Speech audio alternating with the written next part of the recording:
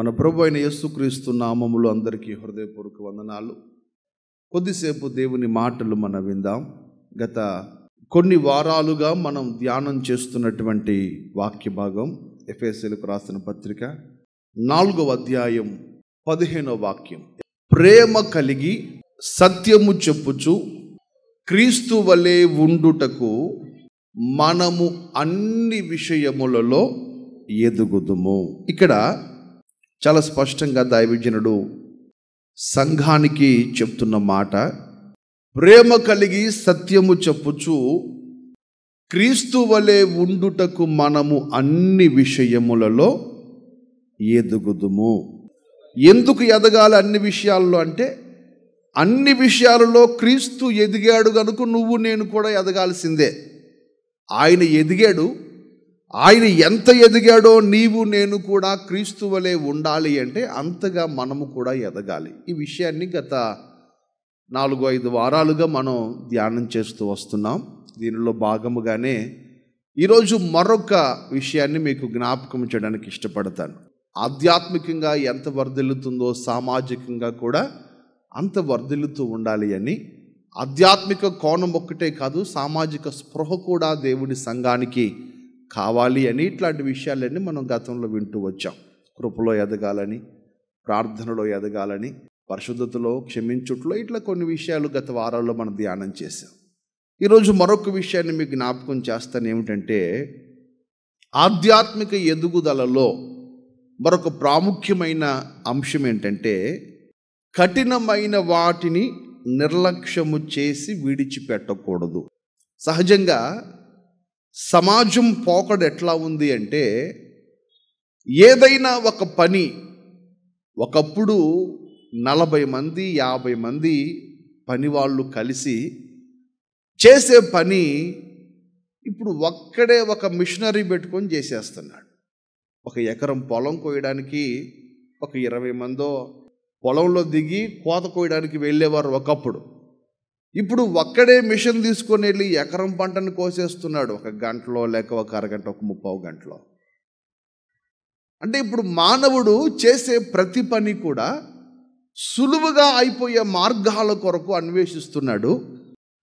అందుకనే మీరు గమనించండి, ఏదైనా ఒక పని చేసేటప్పుడు అందరూ చేయగలరు పని, కానీ ఆ పనిలో నిపుణత కలిగిన వాడు సునాయాసంగా చేస్తాడు.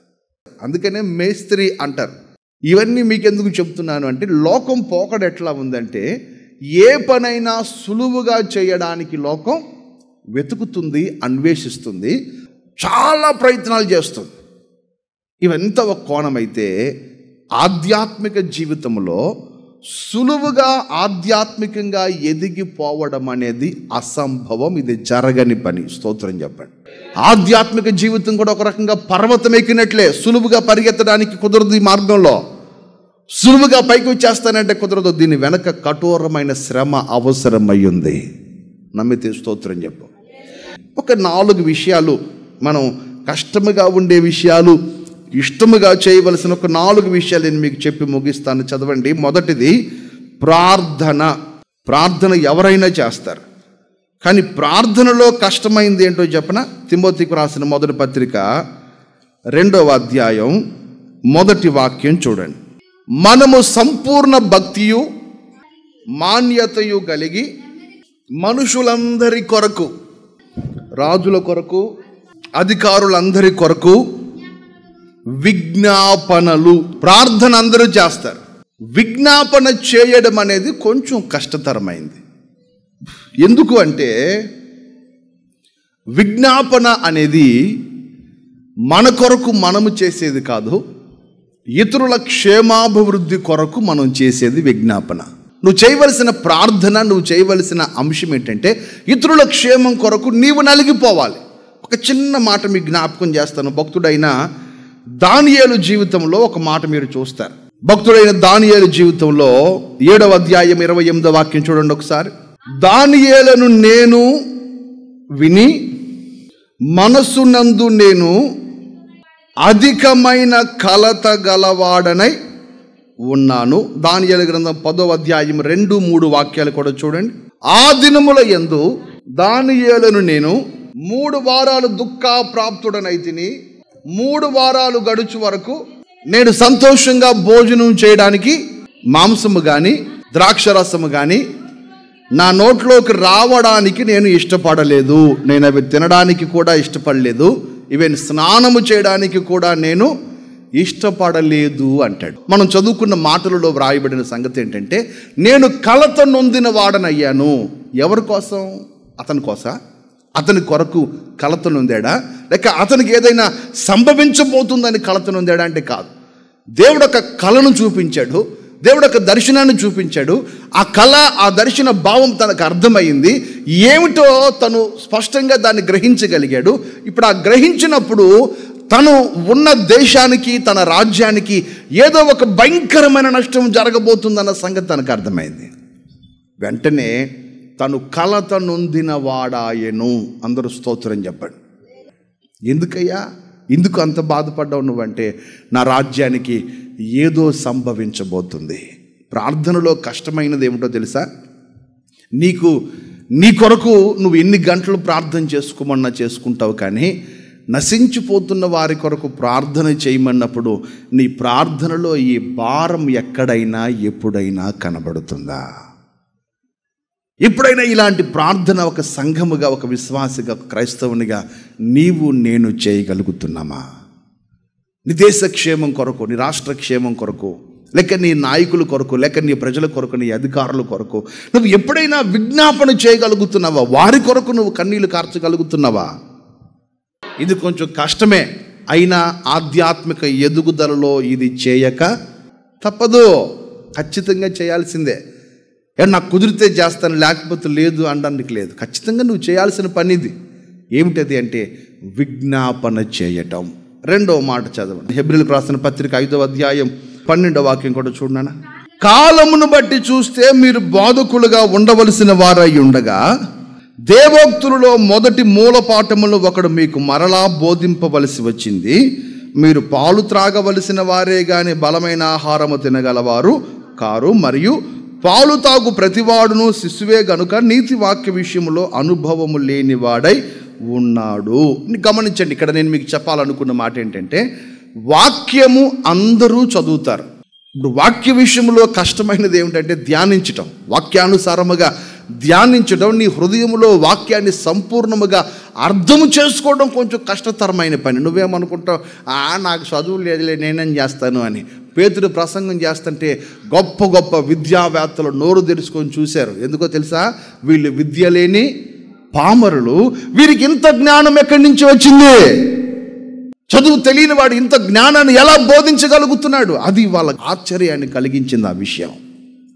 అందుకని బైబిల్ చదవడానికి లేక వాక్యాన్ని ధ్యానించడానికి చదువుతో సంబంధం లేదు. విద్య లేని పామరులైన అనేక మంది వాక్యములో నిష్ణాతులయ్యారు, వాక్యములో లోతులలోనికి వెళ్ళిపోయారు. వాళ్ళకి ఎవరు బోధిస్తున్నారు? పరిశుద్ధాత్ముడు బోధిస్తున్నాడు. అందుకే నేను చెప్పదలిచిన మాట, వాక్య ధ్యాన విషయంలో సంఘానికి చదువు ఉండాల్సిన అక్కర లేదు. ఏముంటే చాలు?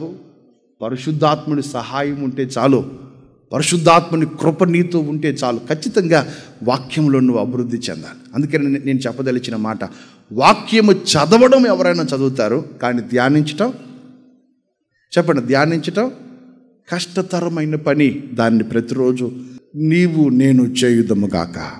వాక్యం వినడం ఎవరైనా వింటాం, కానీ వాక్యాన్ని ధ్యానించి హృదయం లోపలికి అన్వయించుకోవడం అనేది కష్టతరమైన పని. దానిని చేయాలి. అందుకనే పరిశుద్ధ గ్రంథం, ఈ వాక్యం పాలతో పోల్చబడింది, బలమైన ఆహారముతోనూ పోల్చబడింది. దీంట్లో పాలు ఉన్నాయి, మాంసం కూడా ఉంది దీంట్లో. నువ్వు పాలు మాత్రం తాగేస్తున్నావు, ఏం తింటలేదు, బలమైన ఆహారం తినట్లా.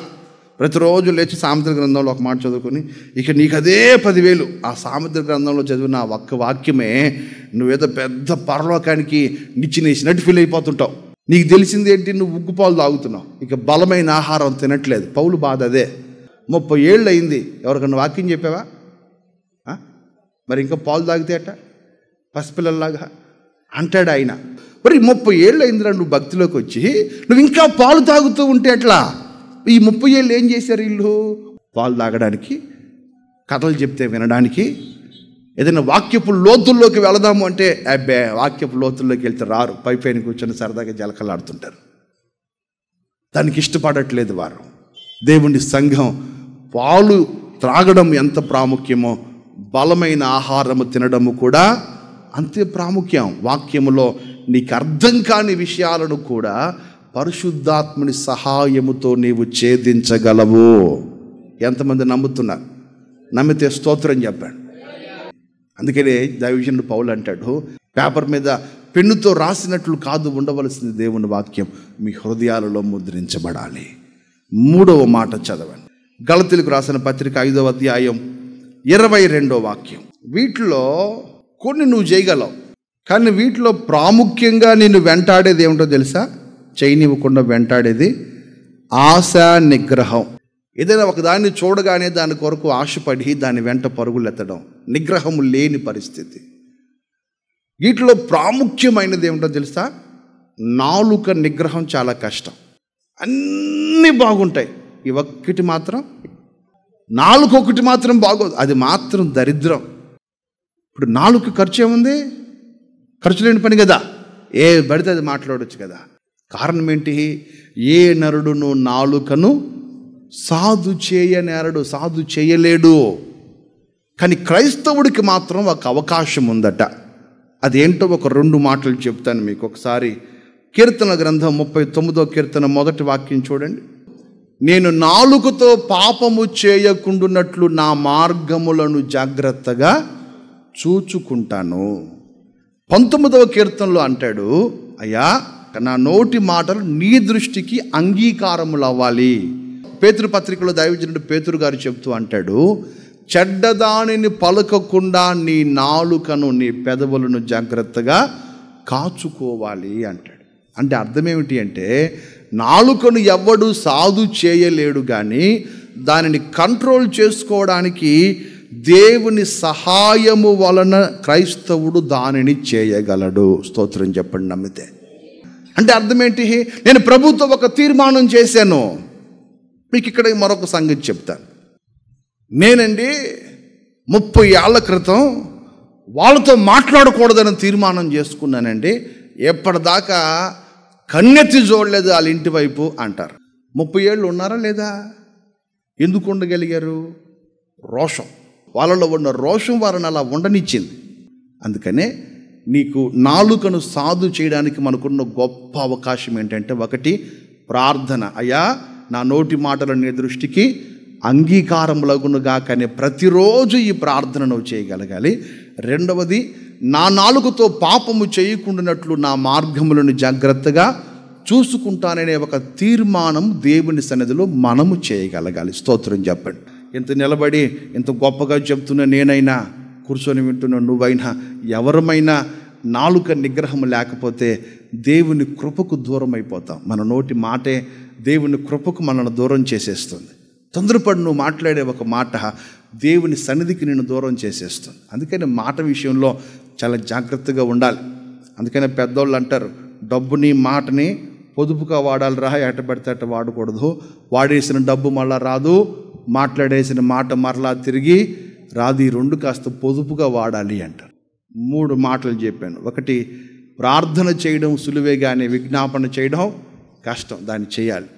2వది, వాక్యాన్ని చదవడం సులువే, కానీ దాన్ని ధ్యానించటం కష్టం, ధ్యానించాలి. 3వది, ఆశా నిగ్రహములో కొన్నిటిని జయించగలుగుతావు, కానీ నాలుక నిగ్రహం అనేది నీకు కష్టం. దానిని కూడా ప్రార్థనతోనూ తీర్మానంతోనూ మనం జయించగలగాలి. 4వ మాట చూడండి. మత్తయి సువార్త 5వ అధ్యాయం 48వ వాక్యం చూడండి.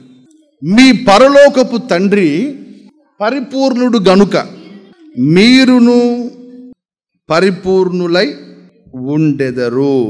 అంటే ఒక వ్యక్తి ఆధ్యాత్మికంగా ఎదిగితే పరిపూర్ణుడు అవుతాడు.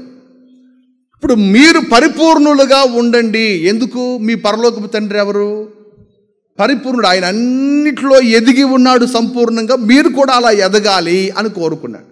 ఎదగడానికి ముందు కొన్ని విషయాలు చెప్పారు ఈయన యేసు ప్రభు ఆ కొండ మీద ప్రసంగంలో. ఒకసారి 39వ వాక్యం చూడండి. నేను మీతో చెప్పున్నదేమనగా, దుష్టుని ఎదిరింపక నిన్ను కుడి చెంప మీద కొట్టువాని వైపునకు ఎడమ చెంప కూడా త్రిప్పుము. కుడి చెంప మీద కొట్టినోడికి ఎడమ చెంపను ఎంతమంది చూపించారో.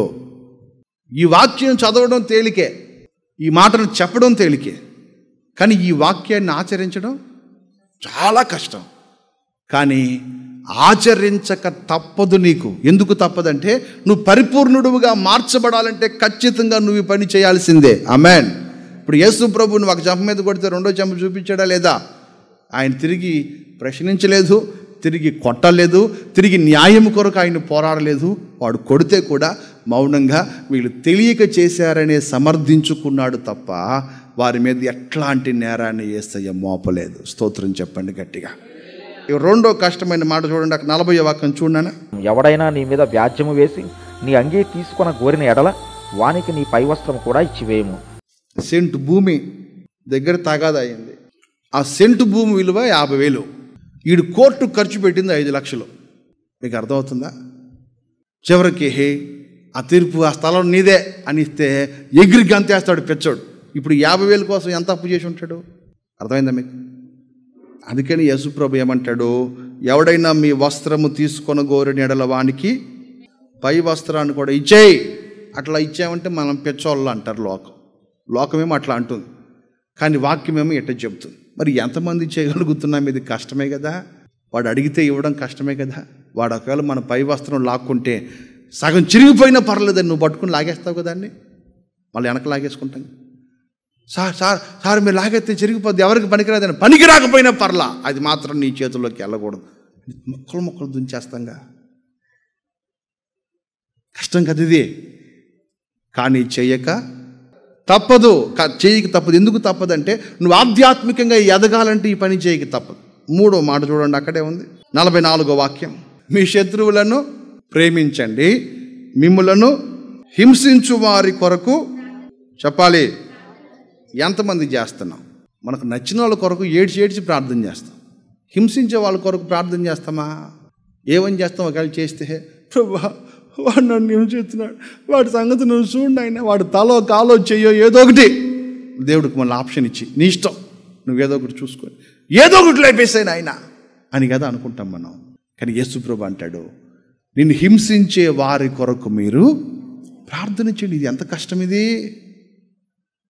ఈ శత్రువును ప్రేమించు, ఎంత కష్టం ఇది! ఆ పైన 41వ వాక్యం కూడా చూడండి. ఒకడు 1 మైలు దూరం రమ్మని నిన్ను బలవంతము చేసిన ఎడల వానితో కూడా 2 మైళ్ళు వెళ్ళుము. అక్కడట ఆ రోజుల్లో ఇశ్రాయేలు దేశంలో ఒక ఆనవాయితీ ఉండేదట. ఆ చరిత్రలో ఉన్న మాట చెప్తున్నాను మీకు. సైనికులు తరచుగా ఆ దేశ పౌరులను అడుగుతారట, మేము ఇక్కడి నుంచి అక్కడ దాకా వెళ్తున్నాం, కాస్త మాతో పాటు రండి మీరు తోడుగా అని అడుగుతారట. ఈ పౌరులు వాళ్ళతో పాటు వెళ్ళాలి. యేసుప్రభు ఆ సంగతి వాళ్ళకి చెప్తూ అంటాడు, మీరు వాళ్ళు 1 మైలు దూరం రమ్మంటే నువ్వు 2 మైళ్ళు వెళ్ళు, వాడికి సహాయంగా ఉండు, వాడికి వెళ్ళు. ఏంటి లాభం తెలుసా? దాని మూలముగా నీవు పరిపూర్ణుడు అవుతావట. స్తోత్రం చెప్పండి. కొన్ని సందర్భాల్లో ఏమనుకుంటామంటే, చిచ్చే వాళ్ళకి వీళ్ళకి సహాయం చేసి మనం చాలా నష్టపోయి ఇక్కడి నుంచి నాది నేను చూసుకోవాలనుకుంటాం. ఈ స్వార్థము లేనివాడు వీడు కొంపనాశనం అయిపోతున్న అవతల కుటుంబాన్ని కట్టాలని చూస్తాడు. వీడి దగ్గర ఆర్థికంగా నలిగిపోతున్న అవతల వాళ్ళని ఏదో బాగు చేయాలని చూస్తాడు. స్వార్థమైనడు ఎప్పుడు ఇదే చేస్తాడు. యేసు ప్రభు కూడా చెప్పింది అదే. వాడు 1 మైలు దూరం రమ్మని అడిగితే నీవు 2 మైళ్ళు వెళ్ళి వాడికి సహాయం చేయి, పాపం అక్కడే ఉన్నాడు కదా. అందుకనే చాలా జాగ్రత్తగా మన భక్తిలో కష్టమైన వాటిని ఇష్టముతో చేయుదముగాక. ఎందుకు చేయాలి అంటే ఈ కష్టమైన వాటి దగ్గరే నీ సంపూర్ణతలో బ్రేక్ పడుతుంది, నీ సంపూర్ణతలో ఖాళీ వస్తుంది. నువ్వు పరిపూర్ణుడు కాలేక ఆగిపోతున్నావు, దీని దగ్గర ఆగిపోతున్నావు. నువ్వు అలా ఆగకూడదంటే ఖచ్చితంగా కష్టమైన ఈ పని కూడా మనము చేయుదముగాక. స్తోత్రం చెప్పండి. యోబు గ్రంథం 6వ అధ్యాయం 24వ వాక్యం చదవండి, ప్రార్థన చేసుకుందాం మనం. నాకు ఉపదేశము చేయుడి, నేను మౌనినై ఉండెదను, ఏ విషయమందు నేను తప్పిపోతునో అది నాకు తెలియజేయుడి. ఇక్కడ ఒక చిన్న విషయం చెప్తాను మీకు. ఏంటంటే, కొంతమంది ప్రసంగం చేసేటప్పుడు ప్రభు మాట్లాడుతున్నాడు అనుకోండి, దేవుని వాక్యం ద్వారా ప్రభు మాట్లాడితే సరి చేసుకుంటారు. అయ్యా ప్రభు నాతో మాట్లాడాడు, అయ్యా చాలా వందనాలు, అయ్యా నువ్వు నాతో మాట్లాడావు, నీ దాసుని ద్వారా నీకు స్తోత్రం అయ్యా, పశ్చాత్తాపంతో సరి చేసుకుంటూ, ఒకవేళ వాళ్ళని కానీ పర్సనల్గా పిలిచి ఎప్పుడైనా నువ్వు పలానా పొరపాటు చేస్తున్నావు జాగ్రత్త అన్నాం అనుకోండి, మనిషికి వచ్చినట్టు వస్తుంది కోపం, తట్టుకోరు. నలుగురిలో వాక్య ప్రకారం గద్దించినప్పుడు సరి చేసుకోవడానికి ఇష్టపడిన వాడు వ్యక్తిగతంగా గద్దించినప్పుడు సరి చేసుకోవడానికి ఇష్టపడ్డాడు. వీడికి అది ఇష్టం ఉండదు, వీడికి ఇది ఇష్టం ఉండదు, ఒక్కొక్కరిది ఒక్కొక్క రకమైన మెంటాలిటీ. కానీ వాక్యం ఏమంటుందంటే, భక్తుడు యోబు అంటాడు, నాకు ఉపదేశము చేయండి, నేను మౌనముగా ఉంటాను, తిరిగి నేను స్పందించను. ఆమేన్. ఏ విషయంలో తప్పిపోయాను నువ్వు నాకు చెప్పావనుకో, ఇది నేను ఈ పరిస్థితుల్లో చేశాను నీకు తెలుసా అని సమర్థించుకోవడానికి, వాదించడానికి ఇష్టపడకుండా, అయ్యా నేను పలానా తప్పు చేశానా, సరేనండి సరి చేసుకోవడానికి నేను సిద్ధంగా ఉన్నాను. ఆమేన్. ఈ మాట కదా యేసయ్య మన దగ్గర కోరుకుంటుంది. 141వ కీర్తన 5వ చరణం కూడా చూడండి ఒకసారి. 141వ కీర్తన 5వ చరణం. నీతిమంతులు నన్ను కొట్టుట నాకు ఉపకారము, వారు నన్ను గద్దించుట నాకు ఏమిటట? గద్దింపు వలన నీకేమొస్తుంది? అభిషేకం వస్తుంది. నమ్మితే స్తోత్రం చెప్పండి. మా పాస్టర్ గారు ఏమనట్లేదు, భయపడ్డాడు మా దెబ్బకన్నా నువ్వు అనుకున్నావు అనుకో, నేను కూడా గద్దించకుండా వదిలేసాను అనుకో, ఇప్పుడు సంఘంలో మనం ఏం కోల్పోతాం? తైలాభిషేకాన్ని కోల్పోతాం. గద్దింపు మూలముగా నీకేమొస్తుంది? అభిషేకం వస్తుంది. స్తోత్రం. దేవుని మహిమ దిగి వస్తుంది. హల్లెలూయా. గద్దింపులో దేవుని కృప దాగి ఉంది. అందుకే చాలా స్పష్టంగా భక్తుడు అంటాడు, నీతిమంతులు నన్ను కొట్టుట నాకు, కొట్టుట సంగతి తర్వాత కళ్ళు నెరజేస్తేనే కోపం వచ్చేస్తుంది. నేను ఒకవేళ గట్టిగా మాట్లాడితే అవతల నుంచి స్పందన కూడా గట్టిగానే వస్తుంది. నేను ప్రేమగా మాట్లాడితే అవతల నుంచి స్పందన కూడా ప్రేమగానే వస్తుంది. ఎందుకు వస్తుంది అట్లా అంటే, గద్దింపు యొక్క విలువ మనకు తెలియకపోవడం. అందుకనే మనం సరి చేసుకోవాల్సిన అంశం ఏంటంటే, గద్దించుట మనకు తైలాభిషేకం. ఆమేన్. అందుకనే అక్కడ చక్కని మాట అంటాడు, ఒకసారి ఆ మాట చూడండి.